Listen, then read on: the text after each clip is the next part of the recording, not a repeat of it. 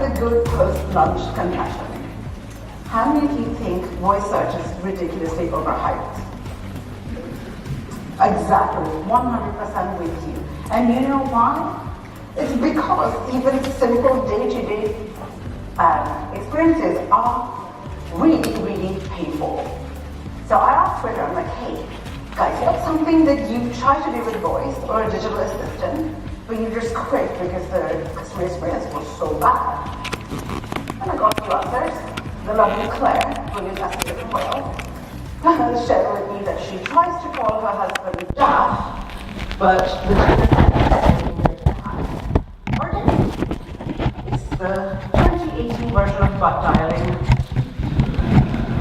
Oh, Florian, originally from Munich, saying that he tries to order diapers for his little girl, but Alexa will actually tell him what size to buy, and it's wrong. Oh, this one in particular especially, it just goes to show that no one thought about what's best for the customer. She's using her TV remote control to use voice, and she wants to open up YouTube. She can do that. But then when she goes to search for whatever it is that she wants to watch, rather than staying on YouTube, it will go ahead and open Netflix or something else. This is so terrible. We sound unique. As you guys know, we all have at least a story. The research agrees. According to MediaPost, over 70% of people have never used voice search to make a purchase. That's highly surprising. But worse though, according to Alpine AI, when a voice app or a skill acquires a user, there's only a 6% chance that they are active again in the second week. That's a 94% abandonment rate, you guys. Pretty bad. So is it all doom and gloom? Should you be like, let's leave the session, it gives a wrong session? No, don't worry, Greg, I'm getting to that. No, when designed correctly, voice can make life a lot easier. It can also save businesses a lot of money. According to Juniper research, when voice is designed well and it is used for a similar customer transaction, it can save you over 70 cents per transaction. Yeah, that can quickly add up to the billions and millions of pounds. The key to remember is just this one thing. For people to actually want to use voice, the customer experience just has to be better than any other existing option. If the app is easier, the website is easier, why on earth would I want to go and try this other clunky methodology? And there are so many different ways that a conversation can be a lot easier. I'll give you this one example. Now, every year at the end of November in the US, we have the Thanksgiving holiday. I get almost a full week off work. My son gets the full week off school. And we're like, oh, why don't we just travel somewhere? But then, like within the US, it's peak travel season, so it's really expensive. Like, hey, why not go somewhere in Europe? It's beautiful. We'll get to explore something before the December holiday goes. So we'll go and look. Now, some years we have an idea of where we want to go, but some years we're like, what's the cheapest city to go to? Let's be honest. It's all beautiful. So I'll try and do a search. I'll go Philadelphia, where I live, to Dublin. Philadelphia to Paris. Philadelphia to London, and I'll just go so on and so forth. And it's so time-consuming and tedious. The thing is, the app, Expedia, Skyscanner, whoever, they already know the information. Why can't I just ask it? Which city in Europe is cheapest for me to fly to during Thanksgiving? So much faster and easier than the current methodology. But again, there's loads and loads of examples where it can be better. So to help you design these a lot better, I'm going to show you two different things. Let's start off by taking a quick look at the science of customer experience. And then I want to share with you a framework for conversational design that I've created. So you're optimizing the actual conversation so that when you get all the traffic from the tips that Greg and Stuart will give you, they stay and don't abandon you and run away. Now, let's kick off this very sort of heavyweight look at science by thinking of The Simpsons. Yes, the cartoon family. Now, the reason I say that is that we all have a little bit of Lisa and Homer Simpson embedded within us, and a lot more of Homer than we like to admit. What do I mean by that? Laziness is entrenched deep in our nature, and that's not me saying that. That is Nobel Prize winner and best-selling author Daniel Kahneman. Now, a lot of you, have you read his book, Thinking Fast and Slow, for example? Yeah, it's a really good book. So in that book, he talked about this law, and the law states that if there are several ways of achieving the same goal, we will eventually gravitate towards the least demanding course of action. Now, we know this on a common sense level, right? We do this, even if we don't like to admit it to ourselves. And that's a big reason why conversation is going to be so popular, because it can be the least demanding route to the answer. The problem is that it's not yet. But anyway, based on this law, Daniel Kahneman talked about two ways or two systems that govern how we make decisions. System one is fast, emotional, unthinking. This is our inner Homer Simpson, literally a cartoon exaggeration of our impulsive nature. System two, on the other hand, is logical, it's deliberate, it's slower, it's thinking. This is Lisa, the intelligent, rational Simpson. Now, we like to think that most of our decisions and day-to-day actions are made in system two or in Lisa mode, but that's not the case. We tend to be in Homer mode most of the time. Most of our decisions tend to be really sort of quick and unthinking, like what's 2 plus 2? You know the answer is 4 because it's sort of like muscle memory ingrained in there. You don't have to think. Lisa only comes out when Homer is stuck. Now, like, okay, Homer, great story. What does this have to do with customer experience? Well, to maximize conversions, you want your customers to stay in their home state.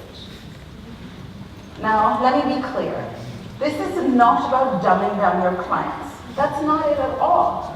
It's just it's comfortable for all of us to remain in Homer mode, to go through systems where there is no friction, where it's seamless, where it's easy.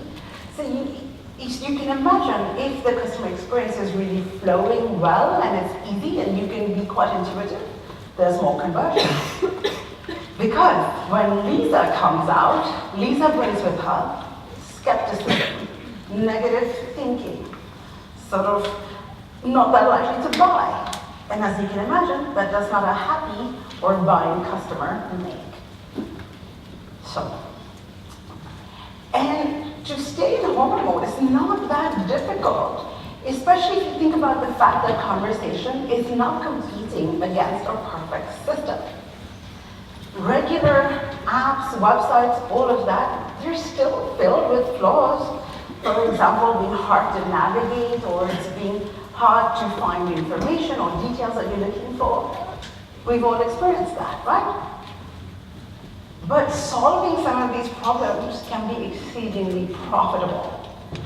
According to research from Gartner, websites that redesign for voice and visual can stand to increase profits by 30%. And if you think about just the size of the voice shopping market, the predicted growth, according to OC&C strategy research, it's over 40 billion US by 2022 across the world. That's not a small number.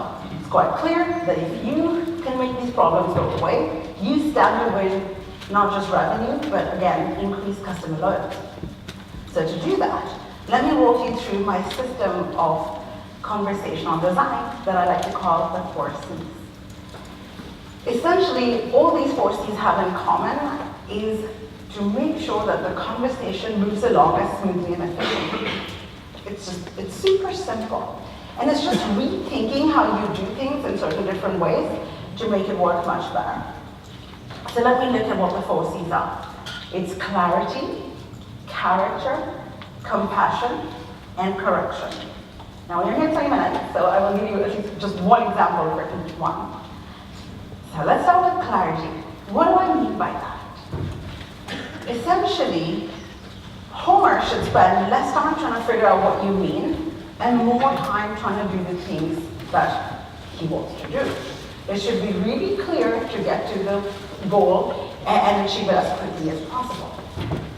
But now, if you think about every single conversion path, whichever industry that you're in, what's one thing that there is in common? Choices or options. Regardless, again, of any industry, any product, any service, there's always some questions that you want to get answered. So one of the most important areas when you're presenting choices with clarity is here. Now, let me give you an example of what not to do first. Remember IVR style for options? Say options. For representative, say representative. How many of us love this style of communication? Yes, that nobody ever in the history of humanity. Don't do this. It sounds so unnatural and it reveals a big flaw. You wouldn't talk to another human that way. So why do it here? It wastes time. Instead, you still need to get input, so you want to do it conversationally. So for example, you could say that, hey, what type of directions would you like? Walking or driving? It's really simple, more conversational, it's natural. But you can kick it up another notch in terms of clarity by adding a question at the end of the choices so that Homer knows he needs to actually act on. So for example, you're like, hey Homer, the donut comes in 3 flavors. Chocolate, vanilla, or strawberry. Which flavor would you like? So now you see, with the addition of that last question, Homer knows that he needs to choose one of these 3, and it keeps the conversation moving. Now, as most of you may have guessed, this is a trick question, because as we know, Homer only eats strawberry donuts, right? Okay, what if the number of choices is really a lot? Like, for example, if you're a stock company, then you want people to check different stock prices. You wouldn't list them all, that wouldn't work.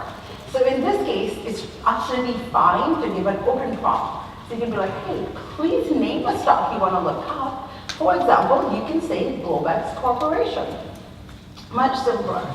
So a good tip is to think about writing your dialogues out on a page even before you try to do any coding.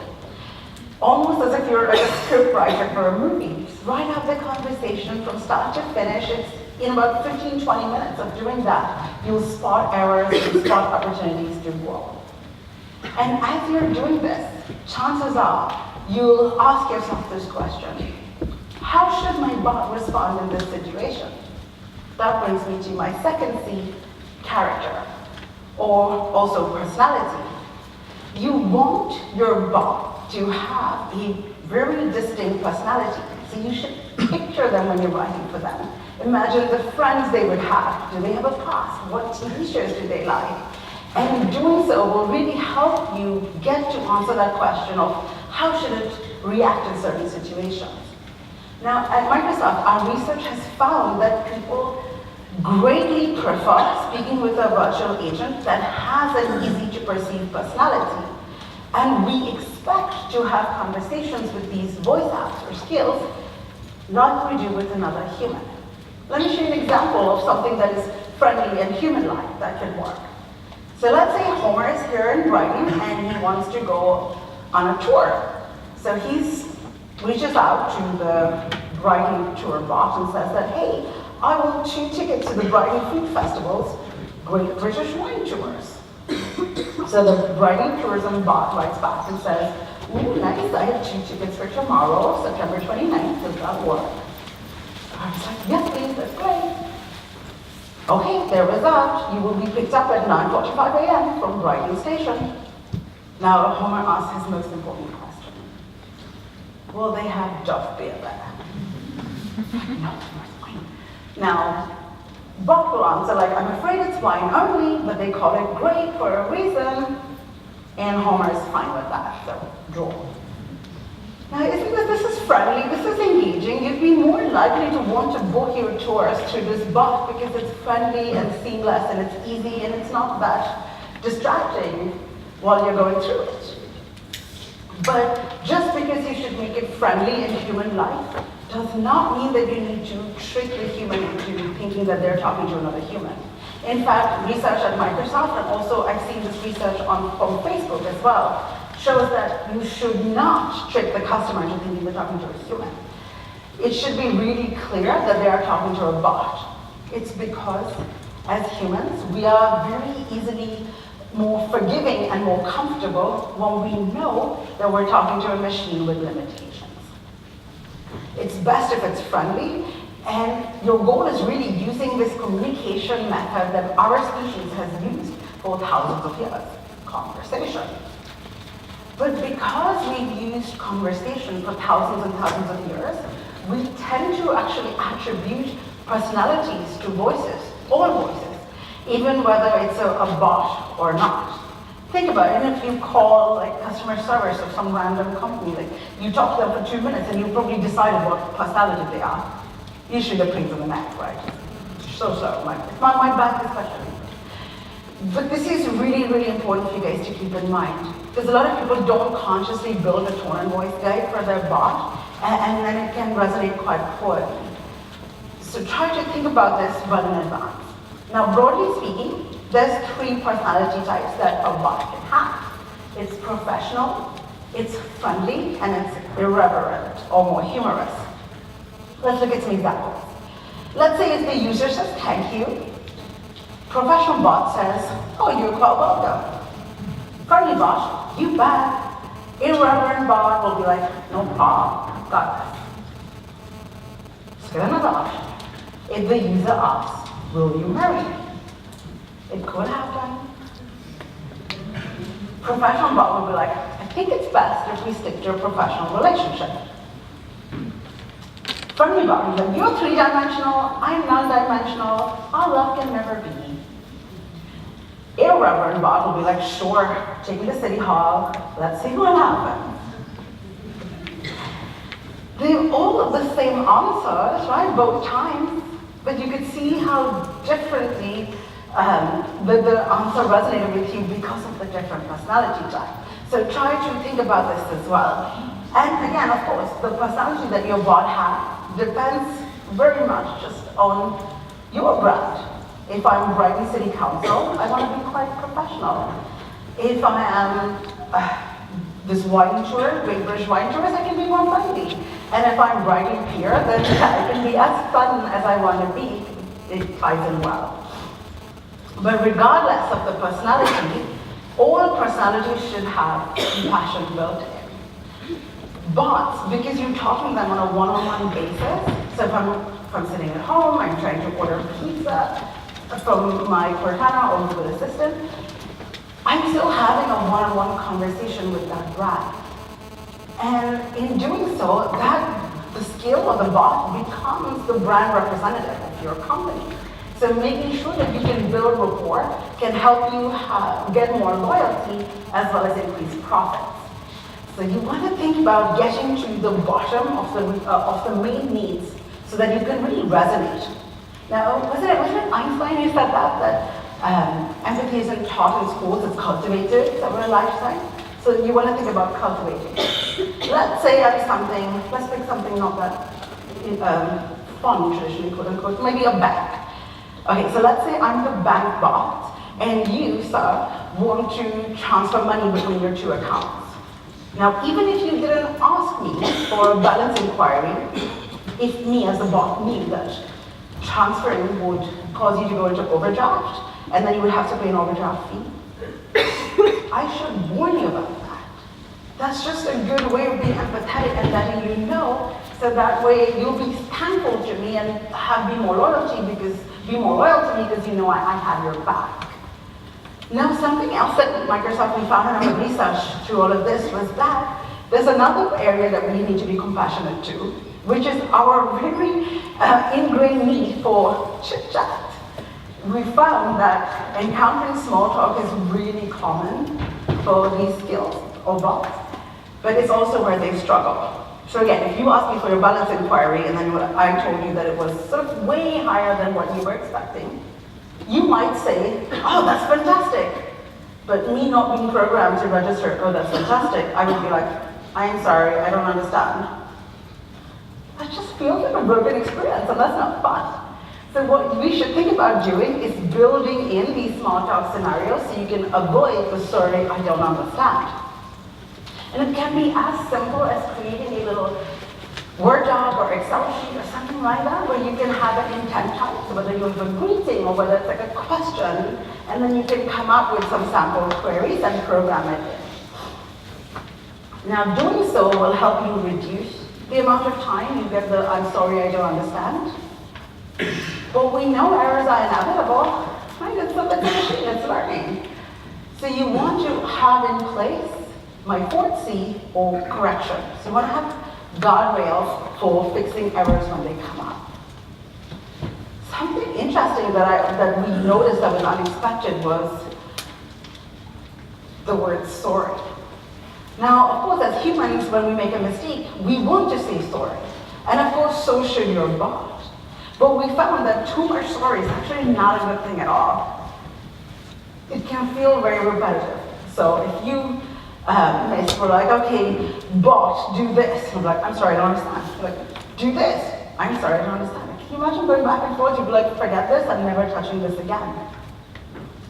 Instead, you want to try to fix the error without having to say sorry.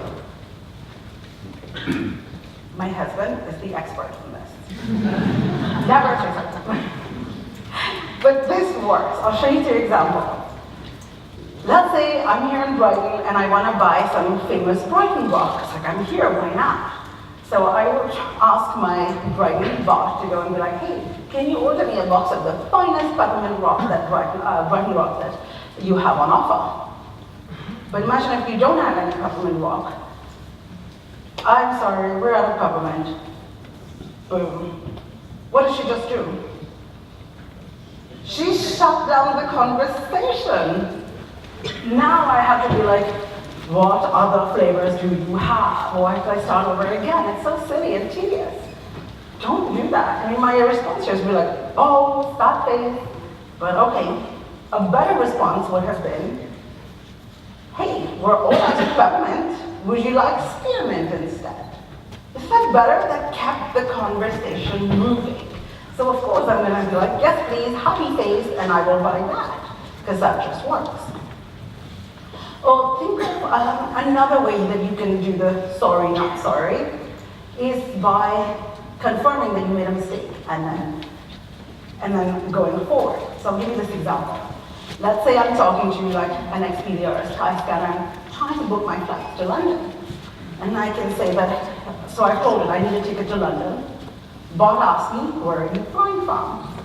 I'll say I'm flying from Newark. Like, okay, got it, flying from New York, because it's easy to mishear that. And be like, which date? No, not New York, Newark.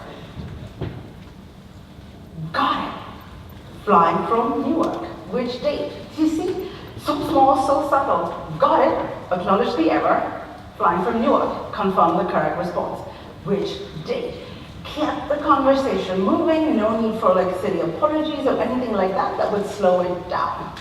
Again, none of these things are rocket science. You all know how to do this already. It's just being super conscious into applying them so that you build a rapport and win the loyalty and the profits of your customers. So let's quickly recap the 4 C's. You want to focus on clarity, especially with choices. You want to add in suitable character and also embed empathy and compassion while also having these guardrails in place for conversation. If you do this, you're like almost past the finish line and you will win this. Now, another key thing to remember is like very often, I do this for some of our brands as well. They'll come to me like, God, this is so overwhelming. I'm like, well, we've done this before. Remember the first mobile, when the first mobile experiences first came out, when we went from desktop to mobile? Or even when the first internet came out and the first website? All these early experiences were clunky. But we figured it out, and so we will do again here. Ultimately, human nature doesn't change. We're all just looking at the quickest, fastest route to the answer. and conversation is certainly that. So remember, if you want to be part of the conversation, use the 4 C's to appeal to the homer within. Thank you so much.